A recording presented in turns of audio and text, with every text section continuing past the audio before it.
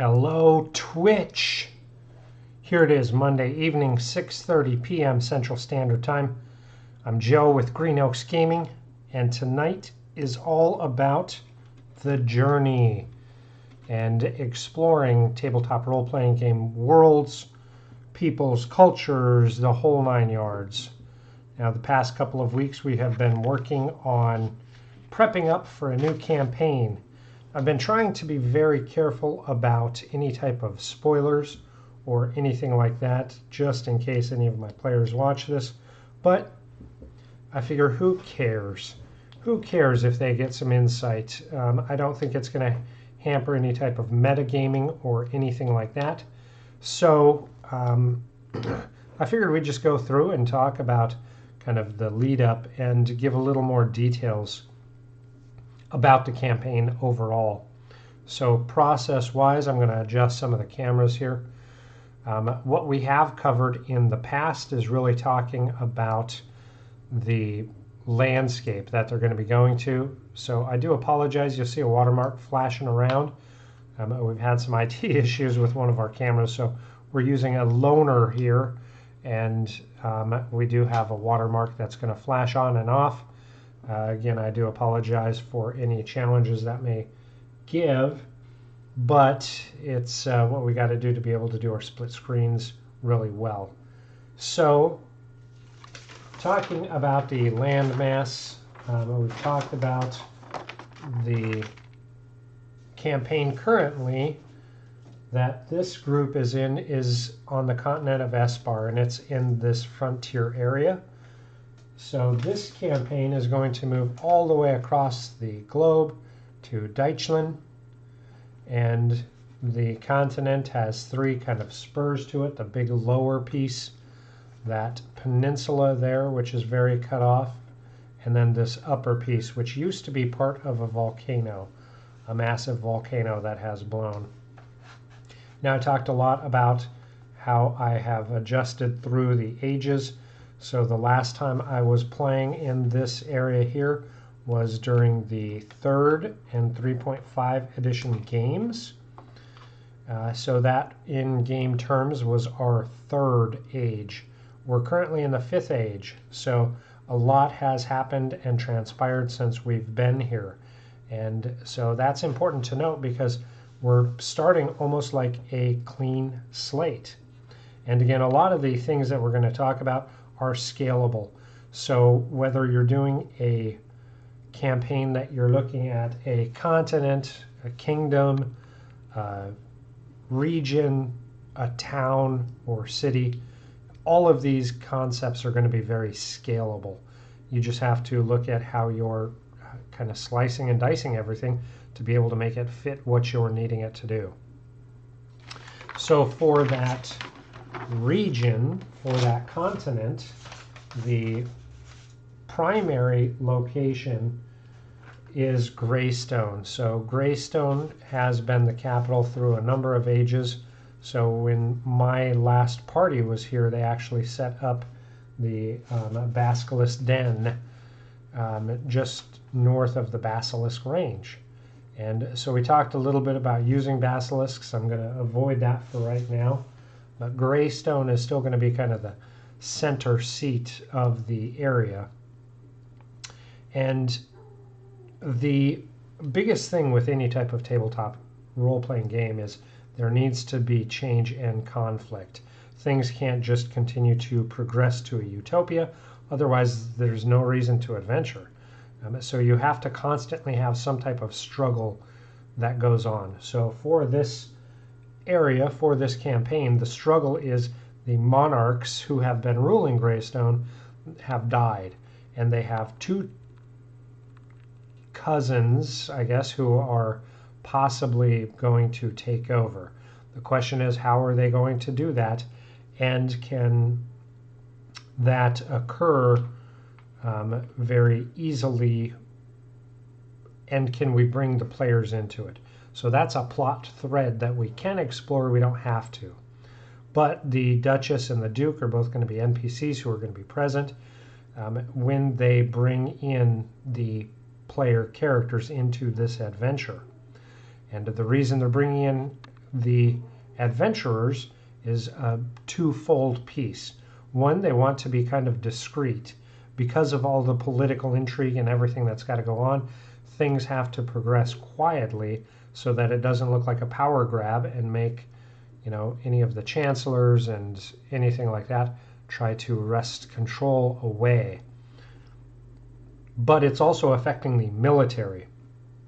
So the citadel, which I am using the old keep that the party created, is going to be the first location of adventure. Now, when they built this in the Third Age, so when my previous party built this keep, they wanted to construct a extremely strong, durable fortress. And again, remember, we've had big changes in the changes of ages. So it's inland, it's away from the water where you would have had things like tsunamis and massive flooding and things like that. So it's a good area for them to really kind of focus their initial adventure on. So adventure 1, they have got to go in and see why the current military is not, one, responding, and 2, the keep itself from a distance seems empty. Now, the reason it seems empty is because another NPC generally gets a lot of interaction from this location, and that has stopped. So they've actually gone to Graystone, and they are another important NPC who is going to be there quite a bit for the player characters to discuss and learn from, and hopefully utilize really well. Whether or not they do or don't with both the Duchess and the Duke and the white-robed figure will be up to them. So that figure actually is in a monastery on the tip of the Basilisk range, and that's kind of the proximity, how they know that something is afoul. We talked about the basilisks, the Grey Wardens, who created the Citadel of Stone. We talked about with that military, so we're updating it a little bit. It's not going to be the way the player characters left it, because when the previous game was in this area, they really, usurped the entire thing. They wanted to take over the entire continent, build their own kingdom, so it was very much more conquest and subjugation. And so that's something that we have to explore a little bit as we dive into filling out and building out this area that they're going to be visiting, from Graystone to the Citadel and even along the coast, because when they arrive, they won't go directly to Graystone. They will actually stop at a port in the Serpent Sea, and then they'll be able to choose to stay or leave. And that's where the session 1 is going to start. They'll get a lot of update and kind of the welcome to the adventure kind of thing. And there are going to be clear parts that are going to say in character from NPCs the type of game, the type of adventurers that the NPCs, the primary NPCs, are looking for, and what can be expected for going on these adventures. Of course, that's going to lead down a rabbit hole, but it's a good way for me in-game to reiterate what I've said as the GM to the players, in that this is a good campaign. Excuse me, the focus is good versus evil, and it is a continuation on events that are being laid in this game that we're currently in, getting close to wrapping up. So it's going to be a reiteration of all of that. So they'll have heard it as players, and their characters will have heard it as well. So when they get to this new location, we've talked a little bit about the military. They're super traditional. almost antiquated. They're easily offended. If there is offense, then we can turn into the religious aspects of the game, where Tempest gods are kind of the forerunner of the local belief systems, and also will play a big aspect of the game when ancient temples need to be explored. So as we dive into the setting the scene, we want to really put together some bits and pieces about what to expect, so we can describe it really well to help our characters get immersed in the game, for it to feel real for the characters. Again, not for the players, we're focusing on the characters, and we want to set the scene that the characters can then explore and interact with in a realistic way by giving good descriptions, having consistency, and not having to really just pull things out of the ass and hope that it works together and patch it together. So the first thing that I want to look at is when we're exploring the lands, we know already they're going to come across some very high-ranking officials. So the first thing that I want to do is really set the standard for what the area, how they can recognize the area.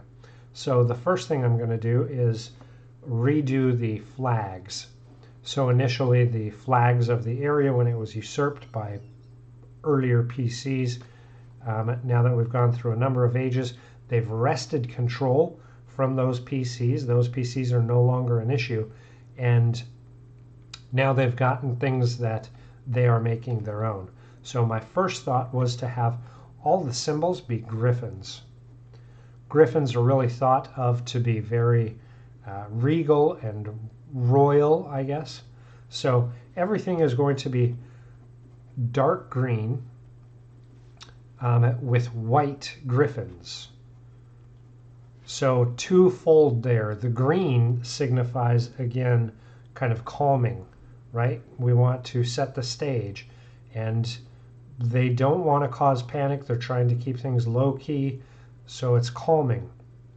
But also dark green also falls into line really well with things like Tempest, because it's about, you know, the nature. And sure, it's the storming aspects of it, but it's still nature based, whether it's thunder, lightning, rain, waves and water. It's all about some aspect of nature. So green kind of folds into that pretty well.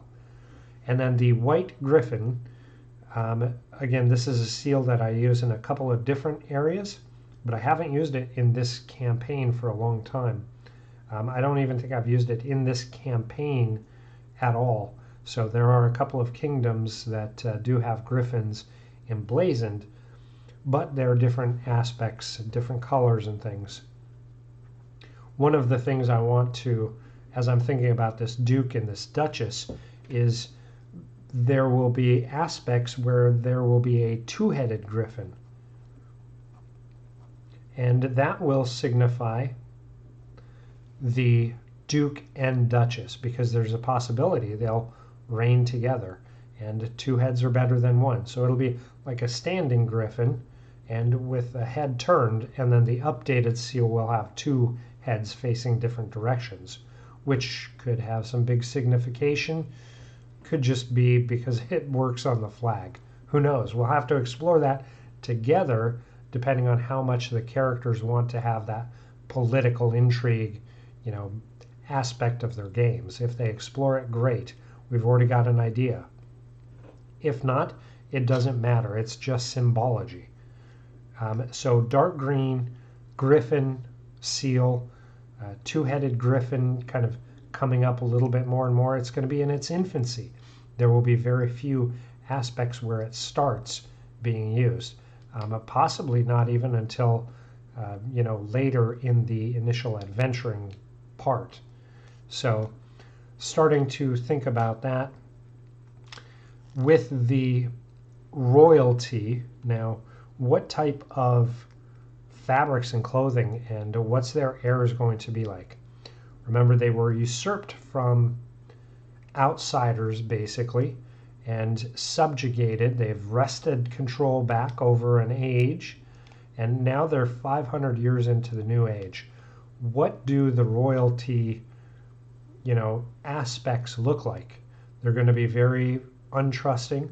They're going to be very nervous.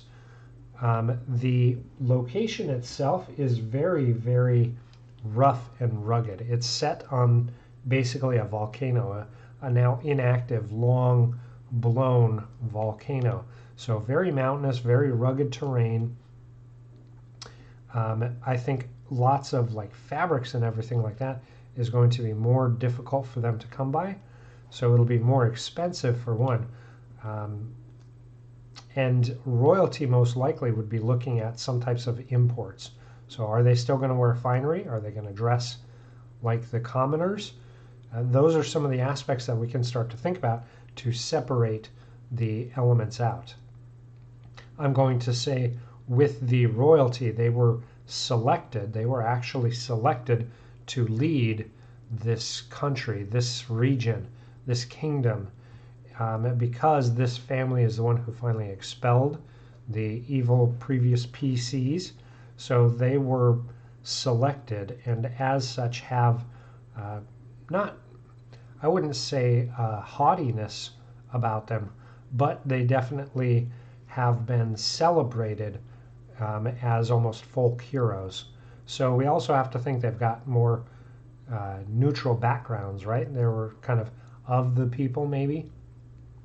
But would they try to attain their station? And I'm going to say yes, both through gifts from the people as well as trying to maintain their station, because there is that opportunity that we'll have to explore political intrigue. So for the wealthy, and I'm just writing down notes here as we're working on this, wealthier, they will have more finery, lots of imports. They'll dress by station, but everything we'll say is more utilitarian.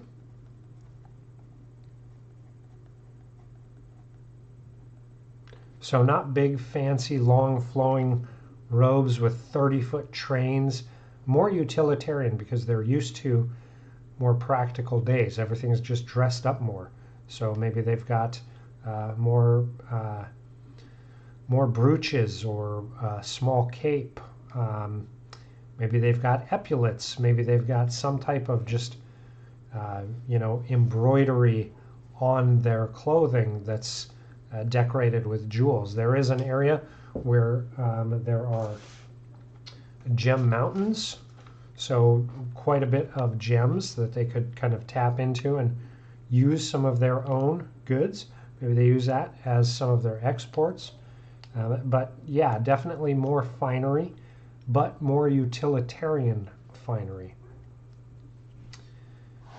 Now we have to start thinking about, because they're going to be the PCs, that is, are going to be greeted by the Duke and the Duchess, and they'll have quite a bit of access to them. What's their mannerisms? Remember, this area has been kind of cut off from the other two locations on the continent. The change of the ages have driven them further inland. They have not been able to really do much beyond their own borders. It's all about securing themselves, steeling themselves to build and have a good strong foundation to weather the storm and grow from it. So maybe in addition, we can build upon that, and the griffins are standing on a tower. That will represent, that foundation, that base, that looking and protecting their homes. As they are kind of doing that, I think their primary focus is going to be on themselves, of course, but then also on the people. How can we make sure that people are thriving, and how can we make sure that people are safe? And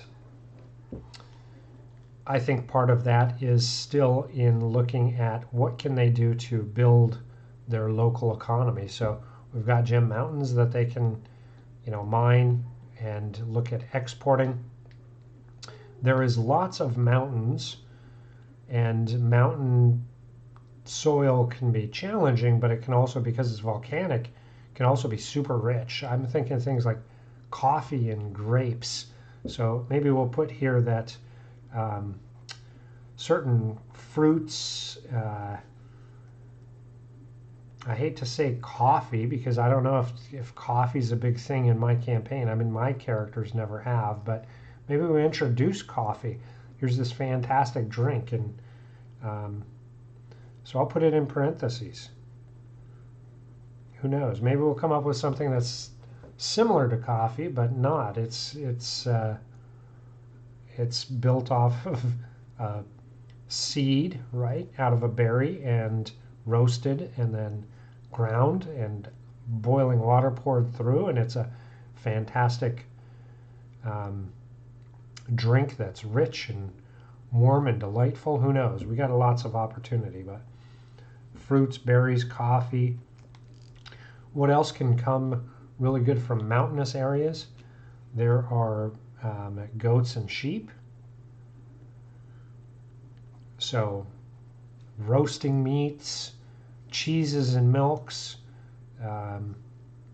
quite a bit of fare that can be had. So a lot of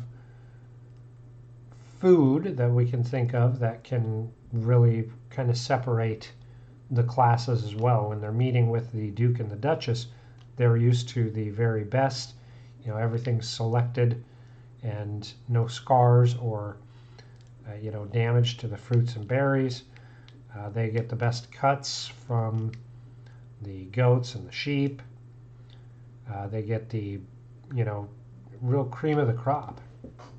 So they'll be used to a little bit finer dining.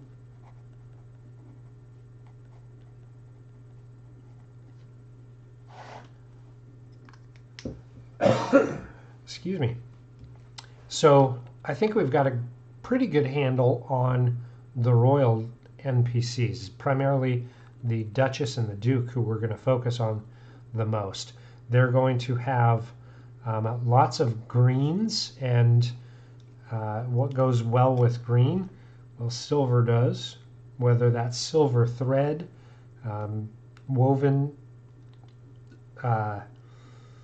or silver knotwork, brooches and jewelry, things like that. But they'll be wearing, their dress is going to be extremely well crafted, but very utilitarian. And they will start introducing the two-headed griffin. Even though all the flags and sigils and crests and everything have this rich green background with the single griffin, they will start introducing this two-headed griffin aspect into the game. And as it goes on, we can make that bigger and bigger and bigger, more a part of it. Again, we can explore that if the players want to get into that political theater aspect. But that's not as important now. We just have a roadmap for descriptions that we can start talking about when the Duke and the Duchess are there and the players are interacting with them. Now, as we work towards the, boy, I don't know what to say. We will say the white monk. We'll call him because he says he is with a monastery in the Basilisk Hills. So he has a lot to hide, but he is going to be more of just an old man who is more, I guess you would say, everyday kind of person. So his garb is not going to be as fine. Now his robes are primarily whites and grays, which means he's using raw sheep and goat hair. There is very much every aspect of him is going to be about the land. So he will have a pipe. It's going to be made from local wood. There's a good thing. We can actually talk about, with those fruits and berries and everything, a local wood. One place they have is the Saltwoods in the map. So those are trees that basically have been petrified because of the sea air. And the sea, so one side of the wood is just completely crystallized with salt. The other side is still kind of growing and living and everything, but one side is just covered with crystal. So it would be cool to describe his pipe as having a crystal stem, or maybe a crystal bowl with the wooden stem, and we can describe it and make it really different. What happens to something when you soak it in salt? It bleaches a lot of stuff out. So the local wood, the salt wood, is bleached white, which also comes into play later in this campaign when the current PCs get a gift from the diplomat from this area, which is kind of a starting point for them to get into this area. So using local wood, local fabrics, local everything, very local local, I don't know, I can't say it. So that is the other NPC who is going to be initially with the Duke and the Duchess, is kind of that everyman who is an old man and brings word of the Citadel, the fear of the Citadel. So he will describe that the Citadel seems to be empty. The gates are open, but there are bodies hanging from the walls. Very ominous. And so he went to Graystone to start talking to the locals, or the royalty and the military advisors, to have them investigate. And because of the big uproar, everything has got to be kept quiet. They don't want to involve a lot of big people. They don't want to bring in their massive army. They're trying to keep everything very local to keep the people more calm, because they don't want all the locals to feel like there's going to be some type of big, huge disturbance. They just went through one 500 years ago with the change of the age. So for the military, we talked a lot about the traditions, formality, and that they're easy to offend. So talking about the military now, we know what the royalty is like. Oftentimes your military is based off of royal decree and royal aspects. So that isn't always the case. You think about today's modern soldier versus modern government, right? And they're very, very different. Modern government generally is all suit and tie and dress, really well business dressed, I guess you would say. And military, again, is extremely functional, camouflage generally. They do have some dress clothes. Every branch of every service has a formal wear, but it is not business-esque, I would say. I mean, I suppose you could argue and say that it is, but it's more a traditional piece from service, if that makes sense. I hope that makes sense. So let's look at the military. And we are also going to say for the military, looking at aspects of where they're used to fighting. So 2 ages ago, the entire continent was usurped. The last age, they retook their lands and are now kind of maintaining control. So if they're fighting in their own lands, I'm thinking by land and sea, right? We talked a little bit about the Navy, though that's kind of a separate piece. We're not going to be too worried about that initially. We're looking more at the standard ground force troops, right? What do fighters wear armor, plate armor, generally, if they can get it, chainmail armor, breastplates. They are armed and armored for battle. You could argue clerics are as well. So how do we really signify that? By using things like tabards and capes and cloaks and that type of dress element. So again, that's the battlefield piece. They're not always going to wear that. So we're going to say that they are armored pretty standard. That way, if we're needing to put in things like veterans or guards or anything like that, we can pull the stats right out of the official monster manual and Dungeon Master's guides, respectively, so that we have their stats and don't need to jimmy things around. But in addition, we're going to flavor that up. Their tabards show the crest, the white griffin on the deep green background. They'll have, of course, their regular standard armaments. On top of that, for the kind of dress piece, right?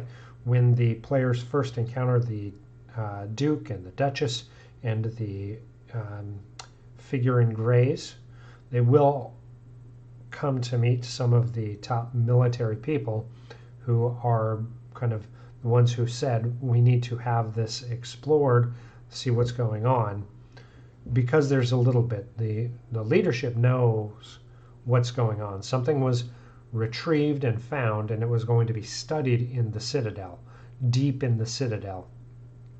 They know that, but they're not giving all the information initially. They're just saying, hey, we need you to go in and see what's going on.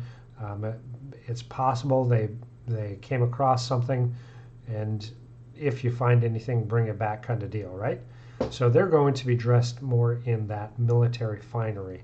So for them, it's a volcanic place, but if you look at on the map, it's pretty close to the equator, and so it's going to be, I mean, pretty temperate, a pretty temperate area. So they're not going to be wearing like wool coats. So instead, we're going to say that they will wear tunics with vests,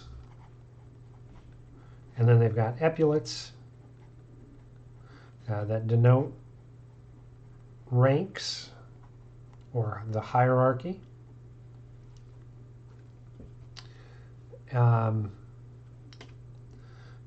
They'll have still functional pants. All of them will have functional pants because they'll have to be able to, in a moment's notice, you know, sometimes the officials are called to battle, even if it's just to go and watch the battles happen. So functional pants will allow them to mount and move quickly, all of that. So it doesn't matter if they're male or female, they're all going to have functional pants and functional boots. And see, I don't want to make any of them like cape wearing, anything like that. I think they're not used to having to go out in the field. So while they may have them, they're not going to be wearing them. Theirs is going to be more formal vest over a tunic, functional pants and boots. All the decorations are going to be like on the shoulder so you can see it quickly and easily. But I think that's it. I don't think we need to do anything else. What about hat? They do worship Tempest, so it could be something where they have to deal with rains and wind, right? That's important to them, being that Tempest is super important to the culture. So maybe it's traditional that they wear some type of a hat. And I'm just thinking, you don't want anything with a brim in wind. I've been there and done that. So you want more of like a skull cap hat. So something that fits nice and tight around your head. It's not going to blow in the wind. You know, almost think maybe like a beret or something that sits really low. Maybe you think of like an Irish cap. I forget the name of what those are, but oh, I can't think of the name of it. Maybe it's something like that. And again, it'll have some type of a decoration that hangs down just at the back, almost like a graduation cap, right? When they change ranks, it goes to a different area. I kind of like that. So we'll call that with a dangler. So there we've got good dress that makes sense for the military. For our NPCs, we've explored a little bit of the hierarchy of the royalty versus everyday people, and the military aspect. So when the adventurers choose to go on this adventure and they move in to the citadel, we can describe what the we'll say victims hanging from the wall look like. In addition, this is a now massive citadel. Remember, this was built by extremely wealthy PCs who had a lot of money, and really in the third age, right, a lot of time to have things built. They wouldn't take no for an answer. They subjugated the people and forced them to work. So super close to what I would consider to be slave labor. They did a lot of building for this keep at the time. And I'm going to say, because we didn't explore it in story, I quit that campaign. After a while, it just was not going the way I wanted it to. So after a while, we phased out of that one and into a different one. But I would have to believe that after we left that story, they didn't stop there. They just did not stop there. So the area itself, we'll dive into and explore the area a little bit later. Right now, we want to pepper what are the sights and sounds and imagery that the players are going to view when they get there. So I know we've covered a lot already. We still got a good half an hour though. So let's go through kind of the steps that we're going to have this adventure take place. The characters are going to start with a box crafted from saltwood. The box at the kind of introduction is going to have a musical tune come out of it.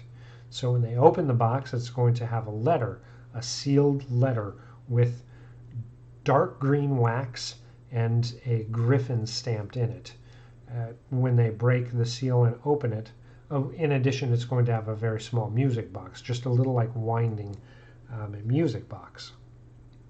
When they break the seal, it's going to be a plead for help from the people of the land, asking for adventurers to come to Seaside, which is a small village here in Serpent Sea. And we can change that. We can make it whatever we want if we want it to be a little more daunting.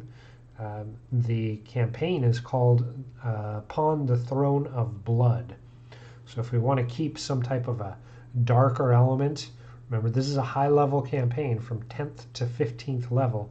We can rename, especially as we start populating things out, we can name it from Seaside to anything that we want to call out. Perhaps we call it, let's see, it's in the Serpent Sea. So maybe we call it the Serpent Spine or something. We can do whatever we want. I'm not going to get to that point yet because I want to dive into it first as we map it out. We're just spitballing some ideas. I'm going to write it down though. So Seaside City, we may change the name. That is where they are requested to go and enter the Green Oak Inn. So the Green Oak Inn is a staple that I use. It's in every city, it's in every town. It's something that I have mapped out that I reuse over and over and over and over again just for ease, because I know all the information about the NPCs. So while the players have come to it before, this is a franchise. It's okay. It's like going to McDonald's. There's a Bob, there's a Sue, there's a Mary, there's a John. It's super easy just for consistency. They're requested to meet at the Green Oak Inn to partake in an adventure as, and then here is where they are going to actually get a group name. And in this instance, because we're starting at 10th level, we're pulling the characters in. We want to drive home the fact that they are an adventuring group. I am dictating what that name is for two reasons. One, it saves time for them trying to find a dynamic group name. But two, it immediately forces them to accept that they are accepting to be part of this group. So it's almost a social contract in a way. So for me, going back into it, I'm looking at some of the things we've already laid out. They are working for the Duke and the Duchess, and so they will partake. Think about like in The Lord of the Rings, when Elrond announces that the party will be named the Fellowship of the Ring, right? It's going to go kind of along that same line. They're going to be named to the Griffin's Talons. So there's the group name. Because the Griffin is going to be emblazoned, it's going to be a big aspect, single and then dual-headed. They will be partaking in an adventure as part of the Griffin's Talons. Now that should do two things. One, really reinforce that they're working for the Griffin, right? They're working for the crown, the royalty. But two, Talons is super strong. They are the tip of the sword, right? They are not there to shield. They're not the Griffin's shield. They are the Griffin's Talons. So we should start setting tone with some of these things that we're doing. Start thinking about how we can build that tone and flesh it out as we build. Now when they get to the inn, there will already be a couple of patrons there. When they present this letter, they'll be led to a separate area where it's almost like a barracks. After a bit, after they settle in, and they may do a little bit of RP, who knows, because there will be a couple of other patrons there. It's an opportunity for them to explore a little bit and do some RP if they like it. Now, if they don't want to partake in any RP, after a moment, that's when the gray-robed figure and the Duke and the Duchess and their guard enter from a back entry. And they will welcome all of the members there, and then they will kind of give the details. Since X amount of time, we have lost contract with the Citadel. We'll just say Grey Cloak here has brought us disturbing news. He'll go through and give some detail that he generally gets visits in his monastery home from the Citadel as they bring him news and books and such, and they exchange pleasantries. But it was some time he hadn't heard anything. He went to the Citadel, saw the horror and destruction and death, and immediately went to Graystone. At that point, he's going to say he fears something has come undone. Now, one of the military figures is going to kind of probe and say, you know, we're giving out too much information. At which point the Duke and the Duchess say, do you agree to be on the Griffin's Talons, to become one of the Griffin's Talons? That's where one of the NPCs who was there beforehand is going to reiterate that what's in it for me kind of deal. I'm here for gold, I'm here for glory, I'm here for name, and that's where we again hit that this is not for glory, this is not for gold. You're not going to be able to subjugate these people.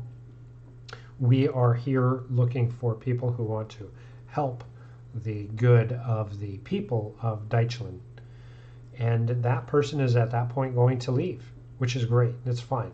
It sets the precedent of what's acceptable and what's not. It reiterates it in game for the characters, and that should really help guide the story along.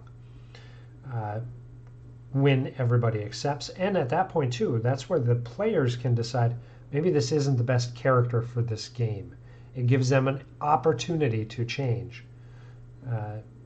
If they change, great. If not, consequences come where they may. At that, they'll spend the night there at the Green Oak Inn before they're brought to Graystone. Now they'll spend a little bit of time in Graystone before they retrieve the means to get out to the Citadel.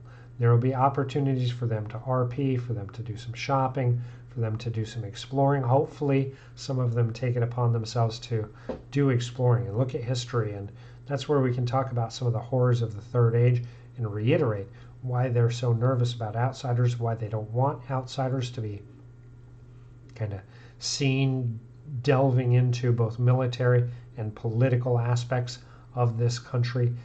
It should really be their way to explore the game's world history without me plopping on a 50-page booklet of what the area is. So look for ways that you can in-game talk about some of those things. Now at that point they'll get supplies, they'll get the goods that they need, and they'll head out from Graystone, hopefully to the Citadel. Now I say hopefully because if they get further and further into the political aspects of this game, they can see where they can offend the military and then have to go to the ancient temple, which is a even further ways away, clear across the continent, up beyond this lake. So that is an ancient temple, which is a Tempest temple. Initially, it was on the coastline, but with the destruction of the age, they came back. So in reality, in the history, this was not a temple. This was actually just a village. But for game's sake, we had a temple now built kind of on the shores. And when the Fifth Age came about, they had to move it back to this previous location where there was a city because they know it's safe. They know they've got kind of foundations built there. They can build up this temple. So we've got a couple of locations immediately identified that they can start going to. And I know we haven't covered any of the religious aspects yet because we're focusing primarily, I would prefer them to take up the first step and go to the Citadel. That's my goal number one, because I've got that kind of already roughed out in my head. I've got some notes written down, and for me it's going to be easier to pull it together. While I still do have some time, I'm still going to pull together the religious aspects and the ancient temple and everything. We'll have 3 paths for them to go before we even start. Because I run a sandbox world, I don't want to railroad them. I'm not going to say they have to go to the Citadel. That isn't my goal. My goal is to give them options. Here's option number 1, which is going to be a big benefit to the Crown and the military leadership who you've met here in Graystone. Option number 2 is the ancient temple, and that is the kind of religious aspect of it. And then number 3, remember when this whole thing happened, it drove the people further inland. So some of my thoughts are for them to go and explore something along the Argot Sea and the Saltwood. For that one there, I have not yet decided what aspect of the realm I want to explore. Is it something with the political intrigue aspect? Is it something with the military aspect? Is it something with religious aspect? So those are kind of my 3 big pillars, but until they really start talking about it, I don't have a firm idea yet.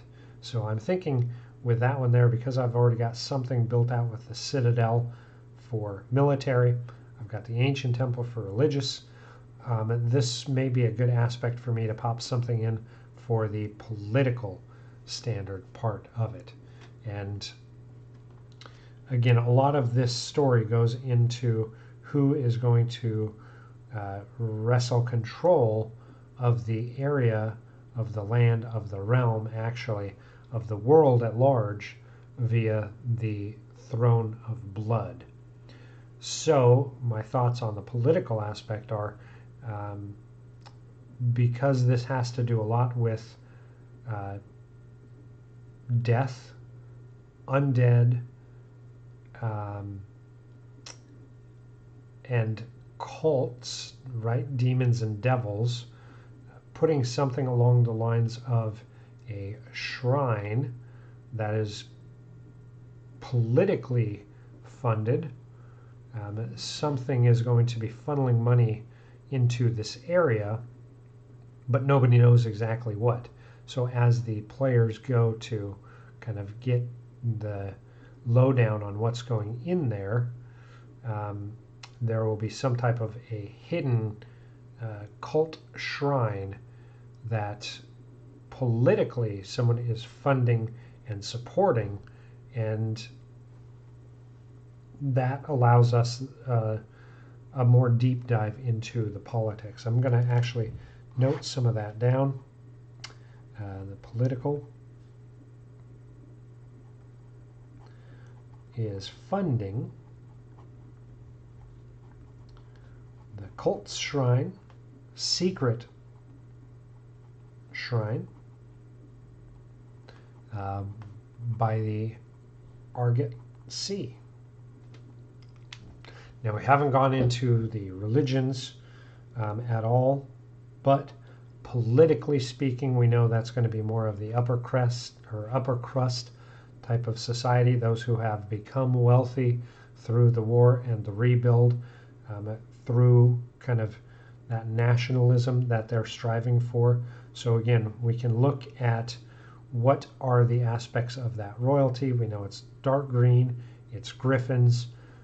To flip that on its head for opposing sides, what is something that is opposite of dark green? It's red. So we know already red is important.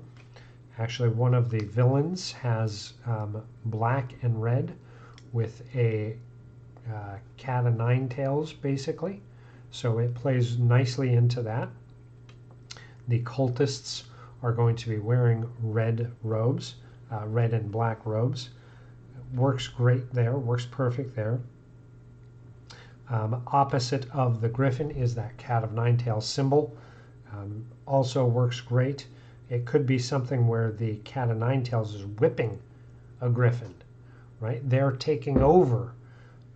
They're replacing. Maybe it doesn't have the griffin at all. It is just the cat of nine tails. So however we decide to put that imagery in there, we know it's still going to be kind of along the same lines. So they're going to have more finery. They're going to dress by station. Now this is where we'll flip it a little bit. Rather than everything more utilitarian, it'll still be more finery, but it's going to be things that are more flashy, but secretive. So robes, cloaks, masks, maybe they'll wear masks. The biggest thing with this aspect of this cult and the devil they'll worship, which we'll get into a little bit more probably next week when we start exploring the religious aspect of it, is they very much are focused on death. That is the biggest aspect: pain, torture, and death. So it's kind of a remnant from the Third Age. It is this thing that has kind of below the surface kind of boiled a little bit and brought the attention of a devil, and he has been stoking it for this entire Fifth Age so far. We're almost 600 years into this age, and this devil has been stoking these flames. So there's an aspect of secretive, but not as secretive as where everybody's wearing masks. I mean, they've got a cat of nine tails as one of their primary symbols, for Pete's sakes. There's not a whole lot of disguising that. But still flowing right into the wealthy. Now for their kind of foot soldiers, because they will have clerics and warriors as well, also looking at that military aspect, when they're going into battle, they will be armored. They'll have standard arms and armor. I would say as far as like the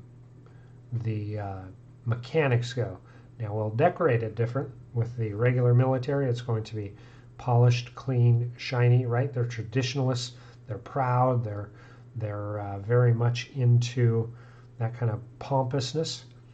With these ones, it is going to be painted or smeared with, I'm thinking a lot of things. I'm thinking, blood is an easy one to do, but I think rather than that, it is actually going to be covered with dirt, and it's going to be grave dirt, because this cult is all about death. So part of their ritual is covering their armor, dulling their armor so they're not as seen with dirt of a grave. I really like that aspect. It's different. It's pretty friggin' creepy. And it really makes them seem a little more dystopian in their thoughts. And then for when they're dressing, the regular military is wearing the vests over tunics with real functional pants and boots and everything. I think these ones are going to be very different. As these cultists, they don't want to be in the open. So I think we'll give them three things as well, because the military has vests with epaulets, right, with crests and rank and insignia and everything. And then they'll have their skull cap. So they've got three things. So I think the cultists will have scars on their back from the cat of nine tails. They will have I'm trying to think, would they do a brand or a tattoo? They've got a lot of ash, and it makes me think almost like when I was younger, there was a big trend of doing tattoos where you would actually carve it out and then rub ash in it. So we're going to do tattoos that are scarred with ash, bringing back in the element of the island and that destruction of the volcano. Nature still playing an aspect of it. And then the third thing is they will shave their head and just the very top. So while most people will wear some type of a hat, even we've got more of like I like that Irish cap with the dangler. And then for the everyday people, we've got just more like a skull cap, like just a winter hat. These ones will still wear that kind of skull cap, but when you take that off, that's where they've got the shaved head. So kind of three aspects. It could be just that they're older and getting bald, but it's one of their three giveaways. So I know we've hit our mark here. I know it is time to go, but I think we've started to dive into the aspects of the culture on the land. We haven't touched this land in a long time. Now you can see we didn't go through and just steal everything. I know I say a lot that I steal stuff for my game creation, but a lot of time is just thinking logically through the setup areas and parts and pieces that we build, and forming ideas, getting some notes down, and then fine-tuning it for the game. I hope this video was helpful. I hope it drives your creativity, Next week, I want to dive a lot more into the religious aspect of it. And we'll talk about the kind of hierarchy, the gods, the temple. We'll dive into it more from a religious aspect because that is going to be an important part of this game. I want to give it its just dues because we're facing off in this campaign against devils and demons. This is the opposing factor, so I want to make sure we spend time doing it and doing it well. So we'll talk a lot about the religious aspects of this game in the next time. Until then, I hope you have a fantastic evening. Now, we are on our new schedule, so make sure that you check out what our published schedule is. Tomorrow is game night, so we will not be broadcasting. Wednesday night, we may actually be taking a pause because there is a concert that I want to go to. So I will update the schedule if that will be the case. I'm trying to just wait and see if I get the tickets. And then moving forward, Friday, of course, we'll be doing a review, and then Saturday painting, Sunday just a weekly wrap-up. So be sure to check out the schedule. Give us a follow if you're not following us already. Check out all our social medias. And until next stream, have a fantastic evening.